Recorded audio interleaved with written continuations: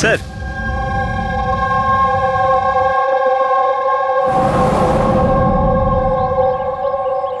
Dynamite stick, আর sir এতে batch নাম্বারও লেখা আছে। Arrow dynamic. স্যার হ্যাঁ, এটা কিছু একটা চকচক করছে।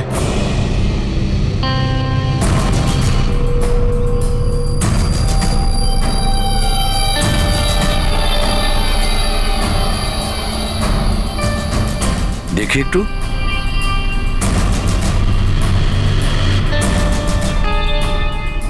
দয়া, এটা তো একটা দাঁত দেখছি, সোনার দাঁত। এক মিনিট, আচ্ছা একটু ম্যাগনিফাইং গ্লাসটা দাও তো।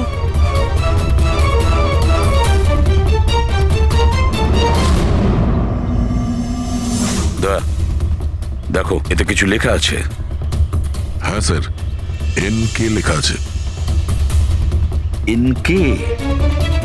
আচ্ছা, এটা মরে যাওয়া লোকটার নামের ইনিশিয়াল নয় তো? হতেই পারে দয়া। এটা আবার হয়নি তো এই নামে যে আছে তাকে কিডন্যাপ করা হয়েছে? আর যদি কিডন্যাপ হয়ে থাকে স্যার, তো ওর বাড়ির লোক নিশ্চয়ই কোথাও না কোথাও কিডন্যাপ হওয়ার রিপোর্ট লেখাবে। হ্যাঁ, চেক করতে হবে, দেখতে হবে যে এই নামের কতজন ব্যক্তি নিখোঁজ হয়েছে।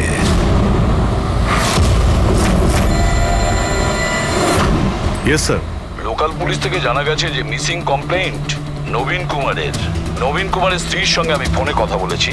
উনি বলেছেন যে এই নবীন কুমারের একটা দাঁত সোনার ছিল। আচ্ছা স্যার, এই নবীন কুমার কে? শহরের বাইরে ওনার একটা পেইন্টের ফ্যাক্টরি আছে, আর কিছুদিন আগে ওনার একটা নিউজ কভারেজ ছিল। নিউজে? কি ব্যাপারে স্যার? কিছুক্ষণের মধ্যেই জানা যাবে। আচ্ছা দেখো, এই নবীনের বাড়ির ঠিকানা আমি তোমাকে পাঠিয়েছি, আর তাছাড়া ওনার স্ত্রীকেও এই বিষয়ে আমি জানিয়েছি। আর যদি আমার ধারণা ঠিক হয়ে থাকে তাহলে অভিজিৎ, নিশ্চয়ই মিডিয়ার লোক ওখানে তোমার আগে পৌঁছে যাবে। অনেক ঝামেলা আছে, সামলে নিও। ঠিক আছে, আমরা দেখে নিচ্ছি। ইয়া, হ্যাঁ, নবীন কুমারের বাড়ি যেতে হবে। স্যার অ্যাড্রেস পাঠাচ্ছেন।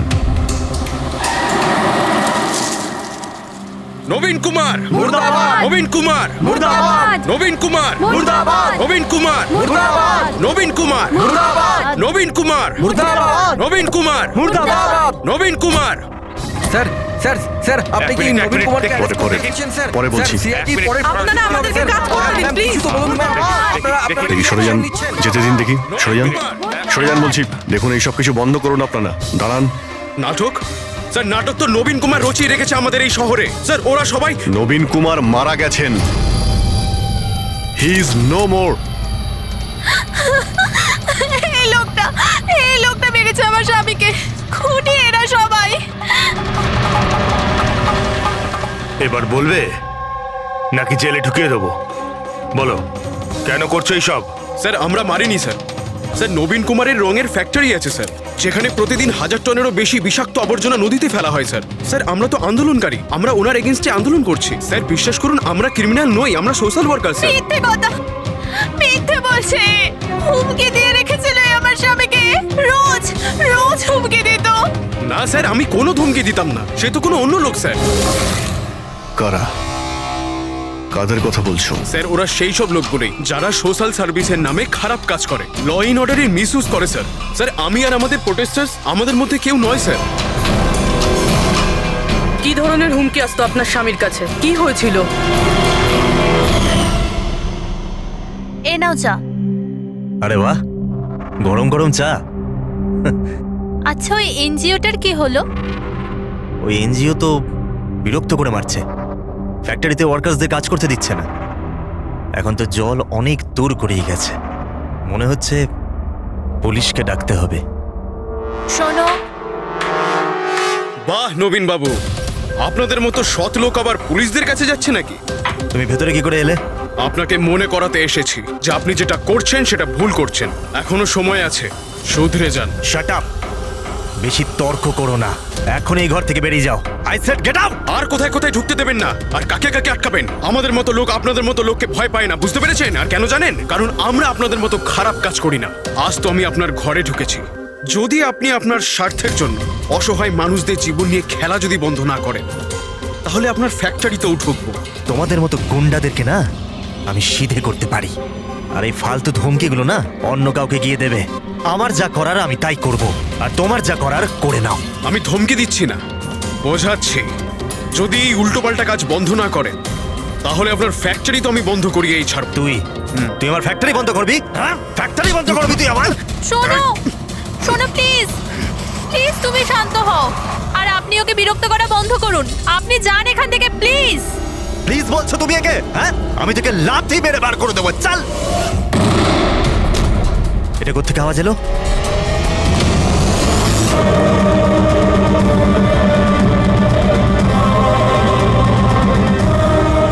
দেওয়ালে লেখা ছিল, শুধরে যাও নয়তো আর বাঁচবে না। আর শেষ পর্যন্ত মেরে ফেললো এরা নবীনকে। এই লোকটা মেরে ফেলেছে আমার স্বামীকে। বিশ্বাস করুন স্যার, আমি সত্যি বলছি, আমি কিচ্ছু করিনি স্যার। যে করেছে তাদের কথা স্যার বলো। নিশ্চয়ই, কেন বলবো না স্যার। স্যার ওনার জন্যই তো আজকে আমরা ফেসেছি স্যার। স্যার আমরা প্রোটেস্টার, আমরা সোশ্যাল এনভায়রনমেন্টের জন্য প্রোটেস্ট করি স্যার। স্যার ওরা অনেকটা নিচে নামতে পারে স্যার। চিনতে পারবে তাদের? নিশ্চয়ই, কেন নয়, কিন্তু আমাদের সেফটির কি স্যার? ওরা অনেক খারাপ লোক স্যার। ডোন্ট ওয়ারি, তোমার কিছু হবে না। শুধু নামেই সোশ্যাল ওয়ার্কার ওরা, ক্রিমিনালস ওরা তিনজনে। ক্রিমিনাল? আর এটা তুমি কি করে জানলে? আমি কি, এটা সবাই জানে যে ওদের উপর কতগুলো কেস চলছে। সবসময় ওরা বেলেই বাইরে এসেছে স্যার। ওই মানুষটা নিজেকে পরিবেশের রক্ষাকর্তা বলে, নেচার গার্ডিয়ান। স্যার সবার প্রথমে ওই দিন কর। নবীনের মতো লোকের সব জায়গায় শত্রুই থাকবে স্যার। ওই বলে না স্যার, যেমন কর্ম তেমন ফল। তার মানে হ্যাঁ? কি বলতে চাইছো তুমি? কত নিরীহ মানুষের জীবন নষ্ট করেছে ও। হতে পারে তাদের মধ্যে থেকে কেউ বদলা নিয়েছে। তাদের মধ্যে কেউ কেন? বরং আমি তো বলছিলাম যে প্রতিশোধ তুমি নিয়েছো, তুমি ওকে মেরেছো। না স্যার, আমার সাথে ওর কোনো ব্যক্তিগত শত্রুতা ছিল না। আমি ওকে কেন মারবো? কারণ নবীনের কার্যকলাপে তুমি ক্ষুব্ধ ছিলে। কেন? স্যার যদি আমায় এরম কিছু করতেই হতো তাহলে আমি অনেক আগেই করে ফেলতাম। নবীন না জানি কত বছর ধরে আমাদের পরিবেশ দূষিত করছিল। তোমরা নিশ্চয়ই খুব আনন্দ পেয়েছো মিস্টার নবীন মারা গেছে শুনে। অন্য কেউ তোমাদের কাজ করে দিয়েছে কি? না স্যার, আমার ওর প্রতি কোনো মায়া ছিল না, কিন্তু আমি ওকে মারিনি। আমরা কি করে বুঝবো যে তুমি সত্যি বলছো? স্যার যে সময়ের কথা আপনি বলছেন ওই সময় আমি ইউনিভার্সিটিতে লেকচার দিচ্ছিলাম। আপনি চাইলে ওই প্রফেসর দেশাইয়ের সঙ্গে কথা বলতে পারেন। ওই সময় আমি ওখানেই ছিলাম। স্যার পল্লবী, ওকে প্রায় দিনই দেখা যায় নিউজে কারুর না কারুর সাথে ঝগড়া করতে। স্যার সোশ্যাল ওয়ার্কের ফিল্ডে আপনি যে কোনো কাউকে জিজ্ঞাসা করুন ওর ব্যাপারে, সবাই জানে যে ও কিরকম, ও নিজের টিম দিয়ে কিরকম উল্টোপাল্টা কাজ করায়। হ্যাঁ তো আমি ট্রেড অ্যাকাউন্ট করি, সোজাভাবে বললে লোকে বুঝতে পারে কই।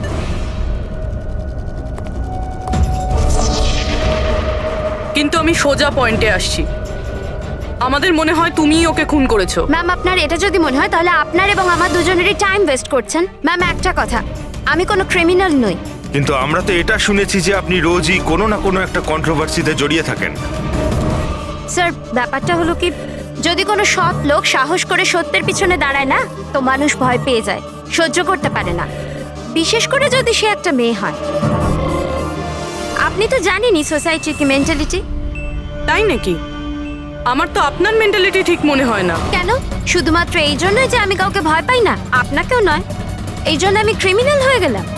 এমনিতেও আমি কাল রাতে নিউজ লাইভের ডিবেটে ছিলাম, আপনি চাইলে চেক করতে পারেন। আমি চাইলেও নবীনকে খুন করতে পারতাম না। ম্যাডাম, আপনি কিন্তু এই কাজটা নিজের লোকদের দিয়েও করিয়ে থাকতে পারেন।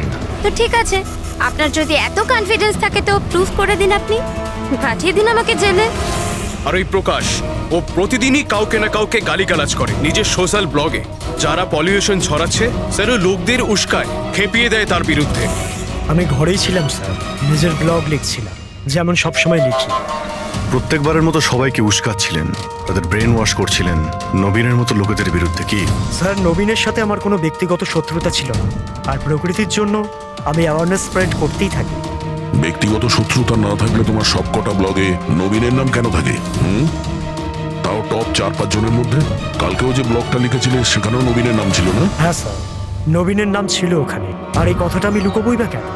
ও খারাপ লোক ছিল, কিন্তু এর মানে তো এটা নয় যে আমি ওকে খুন করে দেবো। কেন? কেন মারবে না? এরকম লোকেদের তো তুমি ভীষণ ঘৃণা করো, তাই না? তোমার মনে হচ্ছে তোমার পরিশ্রম বিফলে চলে যাচ্ছে, আর তারপরে নবীনকে এত বোঝানোর পরেও নবীন পরিবেশ দূষিত করে দিচ্ছিল, আর সেই জন্য তুমি রেগে যাও আর তারপরে নবীনকে শেষ করে দাও। আমি একজন রেসপন্সিবল সিটিজেন স্যার, কোনো ক্রিমিনাল নয় স্যার। আমার কাজ এটাই, আমার ব্লগের মাধ্যমে ঠিক আর ভুলের তফাৎ বোঝানো, কারোর ক্ষতি করা নয়।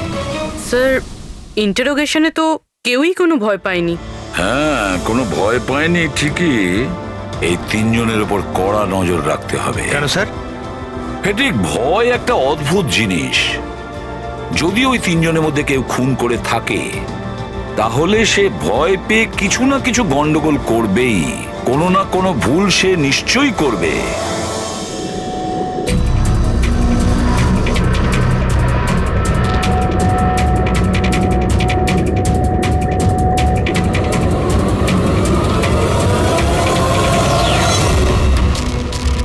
সারিকা,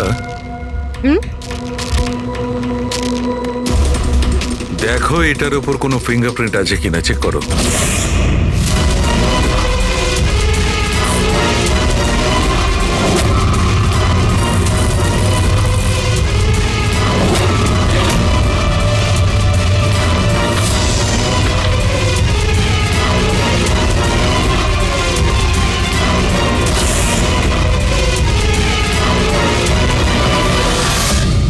স্যার, এটাতে তো কোনো ফিঙ্গারপ্রিন্টস নেই। কোনো ফিঙ্গারপ্রিন্ট নেই? Are you sure? 100% স্যার, কোনো ফিঙ্গারপ্রিন্টস নেই, কিন্তু কিছু পার্টিকেলস পেয়েছি। মনে হয় কিছু স্কিন টিস্যুস বা ডেড সেল হবে। Dead cells? তবে এক কাজ করো সারিকা, ওই ডেড সেলস গুলোকে ভালো করে ক্লিন করে রাখো। ওই তো আসবে তো শ্রীমান প্রদ্যুমন, জানো তো সব ব্যাপারেও নাক গলায়, নিশ্চয়ই জিজ্ঞেস করবে। প্লিজ ক্লিন করে রাখো। স্যার, ডায়নামাইটে কোনো ফিঙ্গারপ্রিন্টস তো পাওয়া যায়নি, কিন্তু কোনো একজনের ডেড স্কিন টিস্যুস পাওয়া গেছে, পচা চামড়ার টুকরো। পচা চামড়া? হতে পারে এটা ওই লোকটারই, সেই লোকটা যে লোকটা ডায়নামাইট লাগিয়েছিল। হ্যাঁ স্যার। সালুকে, এই পচে যাওয়া চামড়াগুলোর তুমি ডিএনএ টেস্ট তো করতে পারো, কিছু তো জানা যাবে। বস, পচে যাওয়া চামড়া থেকে ডিএনএ বার করাটা খুব কঠিন কাজ। তোমাকে একটা কথা খুব জোর দিয়ে বলতে পারি, যে লোকটি এই ডায়নামাইটটাকে শেষবার ধরেছে ওর স্কিন ডিজিজ আছে, চামড়ার অসুখ, আর সেটাও খুব গুরুতর। এমনিতে দেখে কিছু বোঝা নাও যেতে পারে, কিন্তু বস এই অসুখটা ওকে ভেতর থেকে শেষ করে দিচ্ছে। তাহলে তো আমরা এর মাধ্যমে ওর কাছে পৌঁছতে পারি। হ্যাঁ, কিন্তু কোনো প্রমাণ তো দরকার। Hello, ACP Bardhaman here. হ্যাঁ বলুন। আচ্ছা, good, thank you. Dynamite manufacturer বলছিল ওরা রেকর্ড চেক করেছে, ওই ডায়নামাইট কোনো খনিকে বিক্রি করেছে ওরা। মানে মাইন সাইট? হ্যাঁ, মাইন্ড সাইট। এবার এটা খোঁজ নিতে হবে এই ডায়নামাইট মাইন্ড সাইট থেকে খুনি পর্যন্ত। একটা ডাইনামাইট ওইদিকে লাগাও, ঠিক আছে? আর আরেকটা 50 মিটার দূরে ওইখানে লাগাও। হ্যাঁ স্যার। আর একটা ওইদিকেও লাগাতে পারো। আচ্ছা স্যার। একটা সোজা লাগাও ওইখানে, একদম 50 মিটার দূরে। আর এই 6 সেকেন্ড পরে ব্লাস্টগুলো হবে। ঠিক আছে স্যার। ওকে। আর কোথায় লাগানো যায়? ওইখানে মাঝখানে ফিট করা যাবে কি? এক্সকিউজ মি, আপনার নাম বিনীত? ইয়েস। আপনারা কারা? আপনি এই সাইটের ম্যানেজার?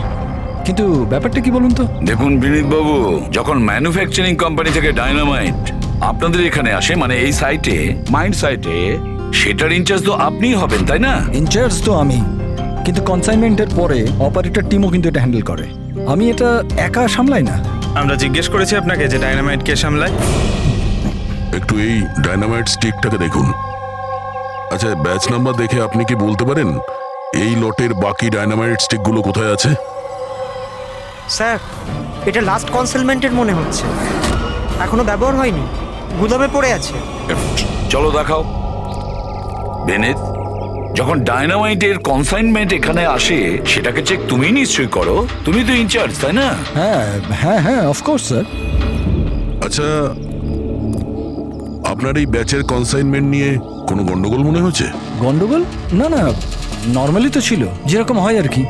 কিন্তু আপনি এটা জিজ্ঞেস করছেন কেন? নর্মাল আছে তো, যেমনটা থাকে। প্রতিটা বক্সে 10টা করে লেখা আছে স্যার। এটা খুলে দেখো তো কতগুলো আছে, গুনো।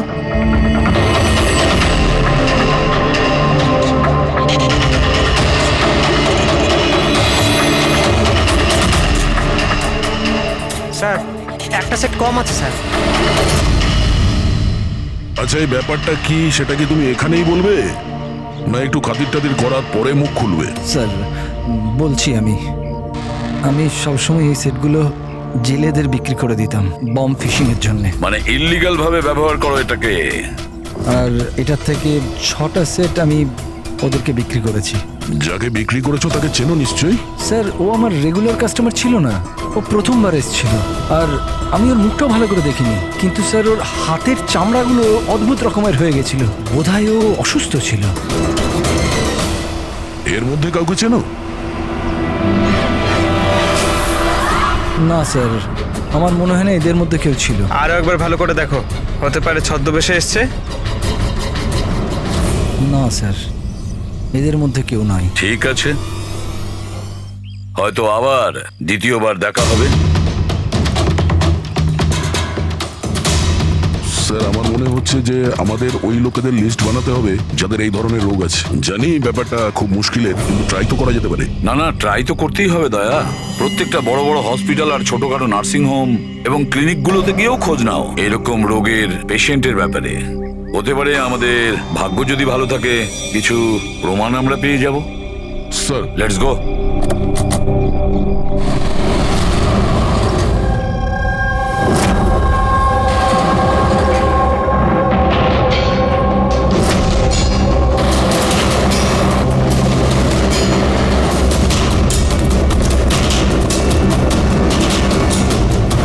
দেখুন, এই ধরনের অসুখ 1000 জনের মধ্যে একজনের হয়ে থাকে। বলতে পারেন এই ধরনের পেশেন্টের লিস্ট অনেক বড়। অনেক পেশেন্ট জানতেও পারে কিন্তু এর চিকিৎসা করায় না। এদের খোঁজা তো খুব মুশকিল। জানি, কিন্তু তবুও আমরা চেষ্টা করতে চাই। এই লোকটাকে পাওয়া আমাদের কাছে ভীষণ প্রয়োজন। দেখুন, আমি বুঝতে পারছি, কিন্তু এনভায়রনমেন্টাল ইনফেকশন কন্টিজিয়াস ডিজিজ, যেটা একটা মানুষের থেকে অন্য মানুষের মধ্যে ছড়িয়ে পড়ে, আর এটাকে সামলানো তো। এক মিনিট, কি বললেন আপনি? Environmental infection? হ্যাঁ, মানে আমাদের চারপাশের পরিবেশে হতে পারে এমন ইনফেকশন হাওয়া বা জল থেকে চারিদিকে ছড়িয়ে পড়ে। চলুন, আমি আপনাকে একটা পেশেন্ট দেখাবো। ছাড়ো আমাকে! কেন মারতে চাও আমাকে? ছেড়ে দাও আমাকে, যেতে দাও প্লিজ।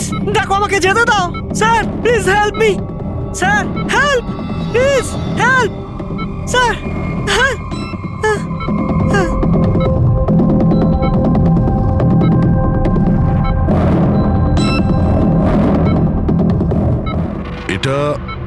এটা এনভায়রনমেন্টাল ইনফেকশনের কেস। নিউরোলজিক্যাল ইনস্টেবিলিটি, এই ধরনের অসুখ সাধারণত পেশেন্টের মাথা ধীরে ধীরে খারাপ করে দেয়। ও নিজের ধৈর্য হারিয়ে ফেলতে পারে আর মাথার ব্যালেন্সও নষ্ট হয়ে যায়, যেমনটা নীলজের হয়েছে।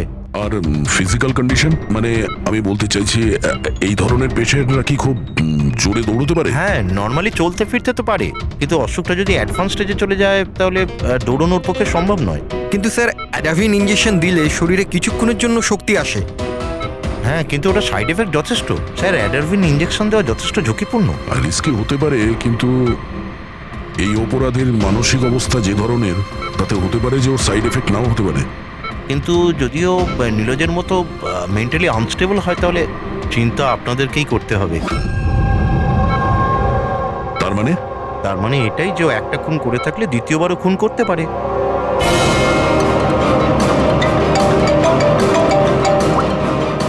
হ্যাঁ স্যার।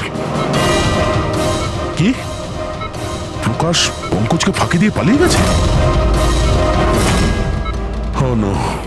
ঠিক আছে, আমি দেখছি। হতে পারে প্রকাশ ভয় পেয়ে পালিয়ে গেছে, না হলে দ্বিতীয় মার্ডারের পরিকল্পনা করছে।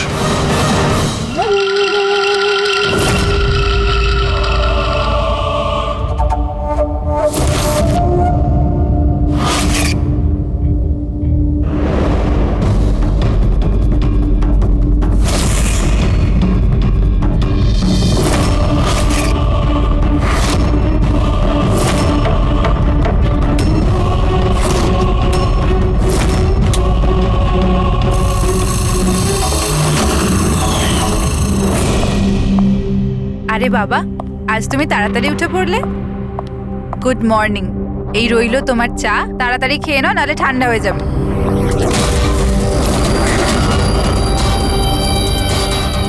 এটা কার পা?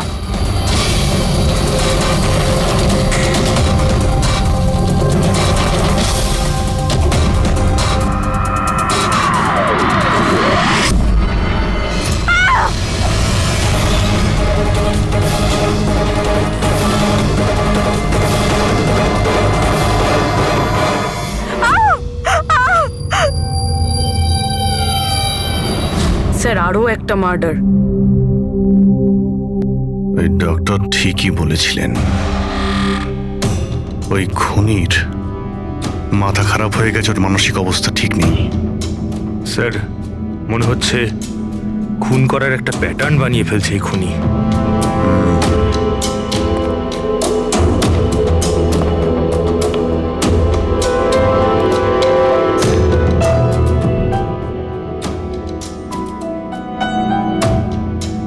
এনার উপরে ব্লেম এটাই যে উনি নেচারকে ক্ষতি করছেন। ইল্লিগাল ডিফরেস্টেশন, জমি হাতানোর জন্য ইল্লিগালি গাছ কেটে ফেলা। ওই খুনি এনার সঙ্গেও তাই করেছে। আর তাও প্রকাশ উধাও হয়ে যাওয়ার ঠিক পরেই।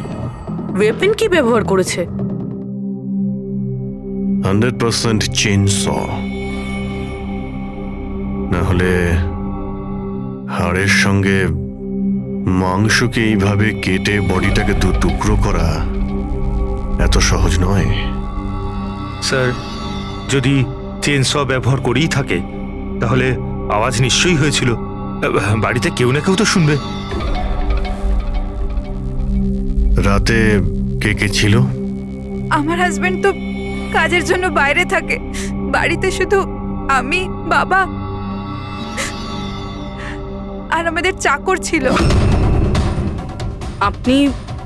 আপনি কোনো আওয়াজ শুনেছিলেন? না, কোনো আওয়াজ শুনতে পাইনি। রামানন্দ বাবুর কারোর সাথে শত্রুতা বা কেউ কোনোদিন হুমকি দিয়েছিলেন ওনাকে? হ্যাঁ, কিছু সপ্তাহ আগে কিছু অদ্ভুত হয়েছিল। বাবাকে কেউ ধমকাচ্ছিল আর বাড়ির বাইরে দেওয়ালে কেউ কিছু লিখে দিয়েছিল যে শুধরে যাও, না হলে তোমার সাথে ওরকমই হবে যেটা তুমি গাছের সাথে করো। স্যার এক্স্যাক্টলি যেরকম নবীনের কেসে হয়েছিল। স্যার একটা কথা কিছুতে মাথায় ঢুকছে না, খুনি কারোর বাড়িতে ঢুকে এরকম নৃশংসভাবে কাউকে খুন করে বাড়ি থেকে বেরিয়ে যায় আর কেউ কিছু শুনলো না, কেউ দেখলোও না, কিভাবে? আজ এনাদের অজ্ঞান করে দেওয়া হয়েছিল। দেখুন, আমার সন্দেহ হচ্ছে যে আপনাদের অজ্ঞান করা হয়েছিল খাবারের মধ্যে কিছু মিশিয়ে, সেই জন্যে আপনারা কিছু শুনতে পাননি।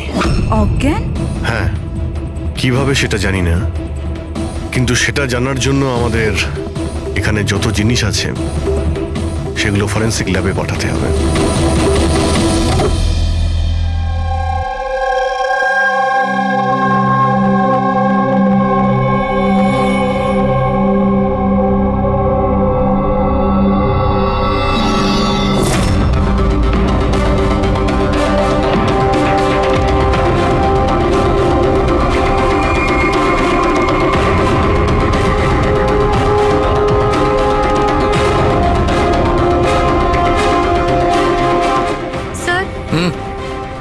বাড়িতে যত রকম খাবার জিনিস ছিল চেক করে নিয়েছি, আর পানিও। কিছুতেই ঘুমের ওষুধ পাইনি। No sedatives. পেলে না? আরো শিওর? অ্যাবসলিউটলি। কিন্তু সারিকা, সবাই তো অজ্ঞান ছিল, তার মানে কোনো মাদক দ্রব্য নিশ্চয়ই থাকবে যার জন্য ওরা অজ্ঞান হয়ে গেছিল। খাবার জিনিসে, পানীয়তে, কিছুতে তো থাকা উচিত। কিসের মধ্যে ছিল?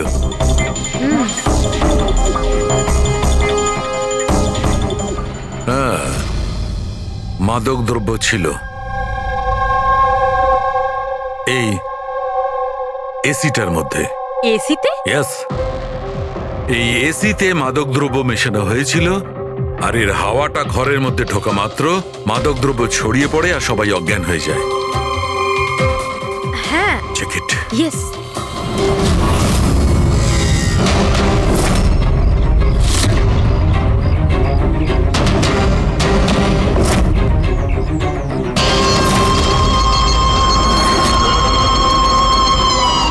দেখো সালুখে, তুমি আন্দাজে ঢিল মারছো না তো? এটা কি করে হতে পারে? এরকমই হয়েছে বস। এসিতেই মাদকদ্রব্য ছিল। আমি ওই এসিটার ব্লোয়ারে, ফিল্টারে সব জায়গায় সেনেটিভ পেয়েছি, আর সেটাও খুব হাই ডোজে। মাই গড, এটা কি করে হতে পারে? বস, এসিতে সেনেটিভ ছিল, মাদকদ্রব্য ঘরের মধ্যে ছড়িয়ে যায় আর সবাই অজ্ঞান হয়ে যায়। খুনি আসে আর বিনা বাধায় ওকে খুন করে, ও চলে যায়। কেউ কিচ্ছু শুনতে পায়নি। আচ্ছা ঠিক আছে। সালুকে ফোন করেছিল, বলছিল রামানন্দর বাড়িতে যে এসি মেশিনটা ছিল সেটাতে বিষাক্ত গ্যাস ভরা ছিল, অ্যানেস্থেটিক গ্যাস।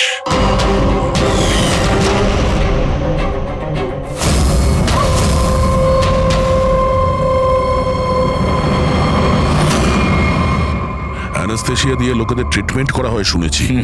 আরে তো এই খুনি তো দেখছি বেশ ধূর্ত। প্রকাশের ব্যাপারে কি জানতে পেরেছো? স্যার কিছু জানতে তো পারিনি, বাট আই এম শিওর পরের খুনের প্ল্যান করছে।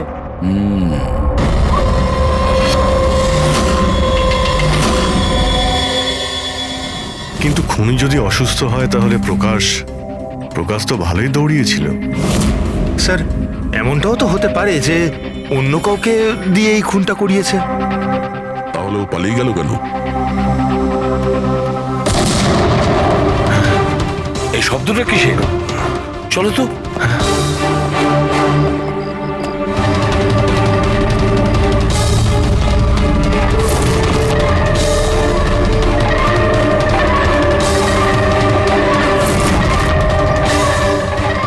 তোমাদের কাজ আমি করছি এসিপি, শহরকে পরিষ্কার, আর আমার এই রাস্তায় যে আসবে তাকেও আমি এই জগৎ থেকে পরিষ্কার করে দেব। এ কে হতে পারে? স্যার মনে হয় খুনি জানতে পেরে গেছে আমরা ওর পিছনে আছি, ওই জন্য পাগল হয়ে গেছে। ধরো ধরো ওকে।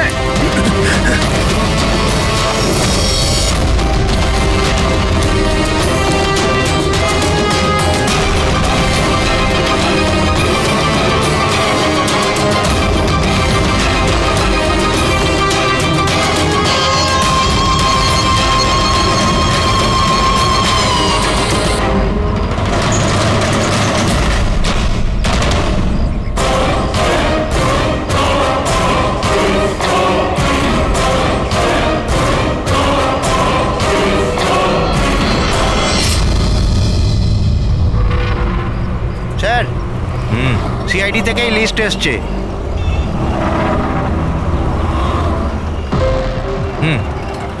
এরা তো ওই লোকগুলি যাদের নয়েজ পলিউশনের ধমকি দেওয়া হয়েছে। সখারাম, ওই ক্লাবের মালিককে মনে আছে? আরে যাকে কদিন আগে ধমকি দেওয়া হয়েছিল। কে স্যার? ও বীর। আচ্ছা সখারাম, ওর বিরুদ্ধে কোনো কমপ্লেন আছে নাকি? হ্যাঁ স্যার, ওটা তো রেসিডেন্সিয়াল এরিয়া না, তো আশপাশের 2-4টে ঘর থেকে কমপ্লেন এসছে যে অনেক রাত্রির পর্যন্ত জোরে মিউজিক চলে, এই সব কমপ্লেন। আওয়াজ মানে নয়েজ পলিউশন। সখারাম, তুমি একটা কাজ করো, হ্যাঁ তুমি সিআইডির লোকেদের ফোন করো এখনই, এই সময়।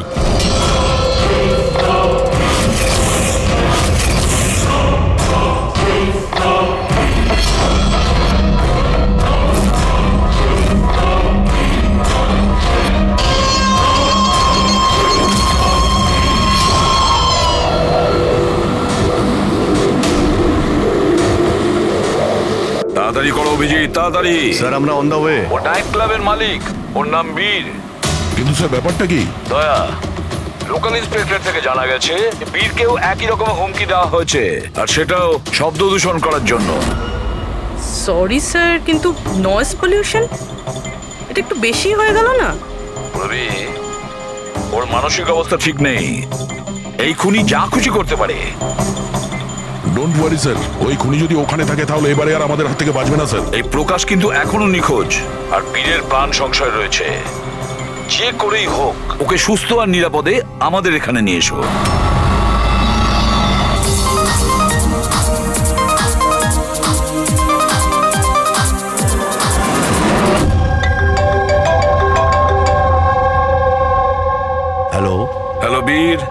আমি এসপি প্রদ্যুমান বলছি, সিআইডি থেকে। সিআইডি? কি হয়েছে স্যার?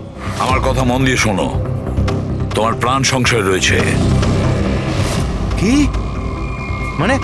মানে আমাকে কে মারতে চায়? দেখো বীর, যদি তুমি ক্লাবে থাকো তাহলে বাইরে কোনো মতেই যেও না। আমাদের অফিসার্স তোমার ওখানে যাচ্ছে তোমার সেফটির জন্য। আরো একটা কথা, ভিড়ের মধ্যেই থাকবে, লোকেদের মধ্যেই থাকবে, বুঝেছো? একা একদম থাকবে না।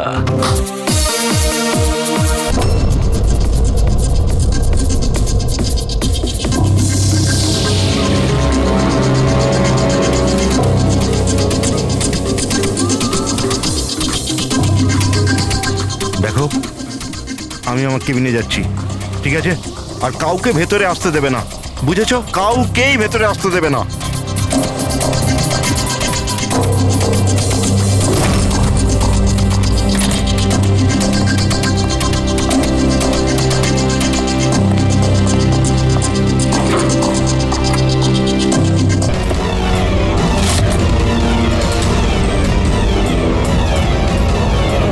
সিআইডি।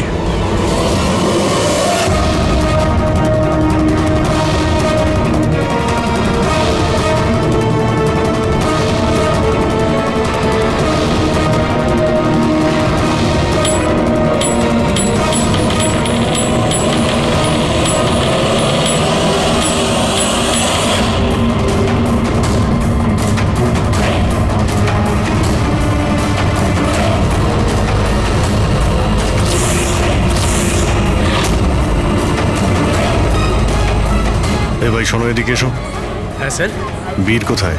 স্যার উনি কারুর সাথে দেখা করতে চান না। আমরা সিআইডি থেকে আসছি। কোথায় ও? আসুন স্যার।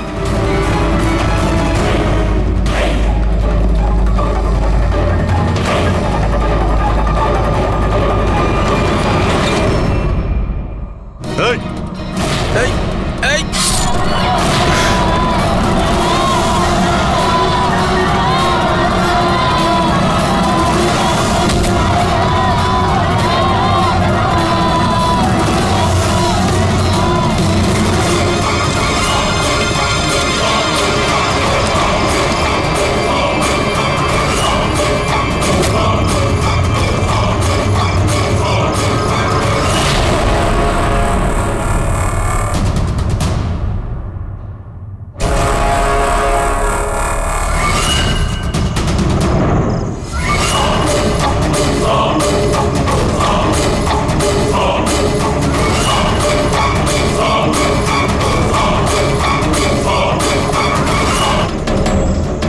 আরে গেল কোথায়?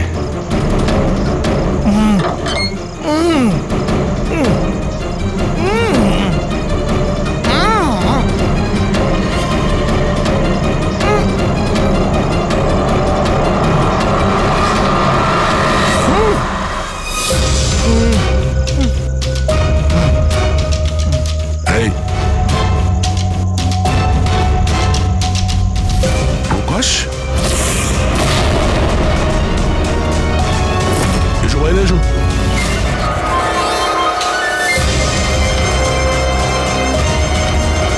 তুমি এখানে কি করছিলে? হ্যাঁ, আমাদের হাত থেকে বাঁচার জন্য কি এইসব করছিলে? না অভিজিৎ, মনে তো হচ্ছে না। এর হাত পা বাঁধা ছিল, মনে হচ্ছে কেউ হাত পা বেঁধে ওকে এখানে ফেলে দিয়েছে। রবি, এসপি স্যারকে ফোন করে বলো যে প্রকাশকে পাওয়া গেছে, আর ওর একটু ফার্স্ট এড করে দাও। স্যার যাও। চলুন। বুঝতে পারছি না প্রত্যেকবারও পালিয়ে যাচ্ছে কি করে।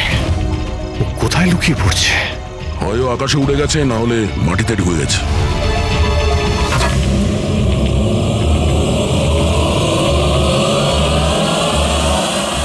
ও এখানেই আছে দয়া, এইখানে।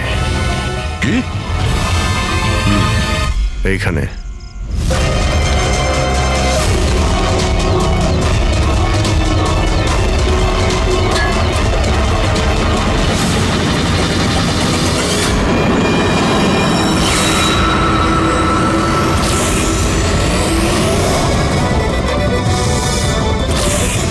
বাইরে আয়। কি খুন করার সময় নিজের হাত তো কাঁপেনি, এখন কেন কাঁপছে? জেলে যাবার ভয়? এই অ্যাড্রিনালিনের অ্যাকশন শেষ হয়ে গেছে, হ্যাঁ?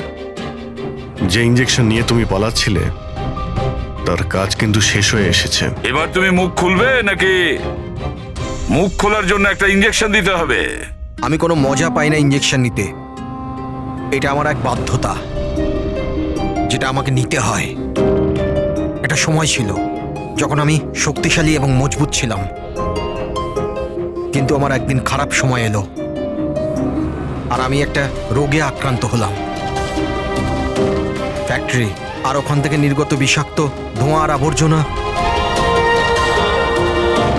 যে পলিউশন ছিল তাতে কয়েক লাখ লোক ইনফেক্টেড ছিল। জানি না রোজ কত পেশেন্ট আসতো। ওদের সাথে থাকতে থাকতে আমিও অসুস্থ হয়ে পড়েছিলাম। এই রোগটা কবে হয়েছিল আপনার? 6 মাস আগে। আর এই 6 মাসে এই রোগ তোমার শরীরের সঙ্গে সঙ্গে তোমার মাথারও ক্ষতি করতে শুরু করে দিয়েছে। তুমি জানো তুমি কি করেছো? হ্যাঁ, আমি কারোর কোনো ক্ষতি করিনি, ক্ষতি করেছে ওরা। হাওয়া, জল সবেতে বিষ মিশিয়ে দিয়েছিল। ব্যাস, তখনই আমি ঠিক করেছিলাম যে লোকেরা আমার এই অবস্থা করেছে তাদের আমি ছাড়বো না। আমি বদলা নিয়েই ছাড়বো। আর সেই কারণে তুমি বিএমসিতে চাকরি নিয়েছিলে, যাতে এই শহরের পুরো ড্রেনেজের নকশাটা তুমি জানতে পারো। তারা সুযোগ নিয়ে তুমি ওখান থেকে পালিয়ে যেতে, আর আমাদের মনে হতো যে কোথায় তুমি হঠাৎ করে অদৃশ্য হয়ে গেলে।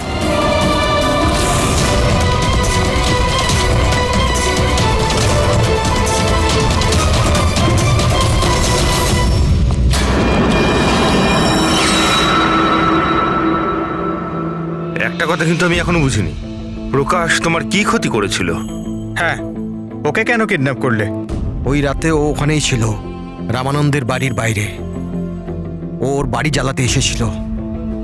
ও কিছু করতো তার আগেই ও আমাকে দেখে নিয়েছিল ঘর থেকে বেরোনোর সময়। আর তুমি ওকে তারপর কিডন্যাপ করে নিলে যাতে ও কারোর সামনে মুখ না খোলে। হ্যাঁ, তুমি ওকে মারতেও পারতে, তাহলে ওকে তুমি মারলে না কেন? আমি বললাম না স্যার, আমার বদলা শুধুমাত্র ওদের সাথে ছিল, যারা আশেপাশের হাওয়া জলকে বিষাক্ত করে তুলেছিল। আমি তো শুধুমাত্র আমার সংসার বাঁচাচ্ছিলাম। আমি কোনো ছোটবেলা থেকে খুনি ছিলাম না। এই দায়িত্বটা তোমাকে কে দিয়েছিল? শোনো, তোমার এই প্রতিশোধের আগুনে এতগুলো লোকের প্রাণ গেছে। এই কাজটা তোমার একদমই করা উচিত হয়নি। খুব অন্যায় করেছো তুমি। আইন তোমাকে কোনোদিন ক্ষমা করবে না। কঠোর থেকে কঠোরতম শাস্তি হবে তোমার।